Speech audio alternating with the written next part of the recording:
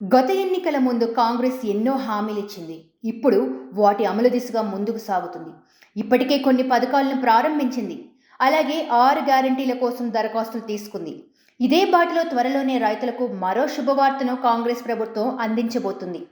ఎన్నికల్లో ఇచ్చిన హామీ మేరకు రైతుల రుణాల మాఫీపై నిర్ణయం ప్రకటిస్తుందని తెలుస్తుంది. ఈ పథకానికి 32,000 కోట్లు అవసరమవుతాయని అంచనా వేసింది. అందుకు ప్రత్యేక కార్పొరేషన్ ఏర్పాటు చేస్తూ రేవంత్ సర్కార్ నిర్ణయం తీసుకుంది. ఈ పథకంలో 30 లక్షలకు పైగా రైతులు లబ్ధి పొందుతారని లెక్కలు చెబుతున్నాయి. ఈ మేరకు అసలు వడ్డీ కలిపి ఒక్కో రైతుకు 2 లక్షల వరకు రుణమాఫీ చేయనున్నట్లు తెలుస్తుంది. బ్యాంకులకు ప్రభుత్వమే నేరుగా చెల్లించాలని, ఇందుకు సంబంధించిన వ్యవహారాలను అధికారులు చక్కబెడుతున్నట్లు తెలిపారు. పార్లమెంటు ఎన్నికల కోడ్ వచ్చేలోగానే 2 లక్షల రుణమాఫీపై నిర్ణయం వచ్చే అవకాశం ఉందని అంటున్నారు.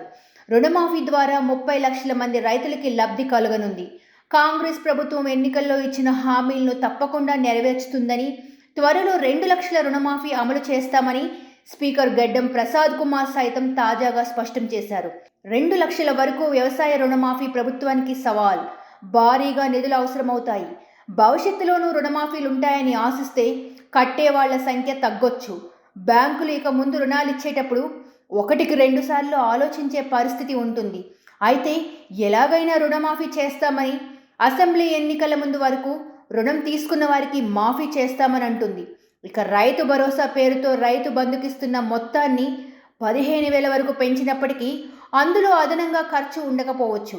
ధనికులు, నగరాలు, పట్టణాల చుట్టూ రియల్ ఎస్టేట్ కోసం భూములు కొన్న వాళ్లకు కూడా రైతు బంధు ఎందుకు అవసరమనే విమర్శ చాలా కాలంగా ఉన్నాయి. వారిని మినహాయించే ఛాన్స్ ఉంది. అలా మిగిలినవి రుణమాఫీకి బదిలీ ఇస్తారు. అలాగే వచ్చే ఆర్థిక సంవత్సరంలో రుణమాఫీ మొదలయ్యే ఛాన్స్ ఉన్నట్లు తెలుస్తుంది.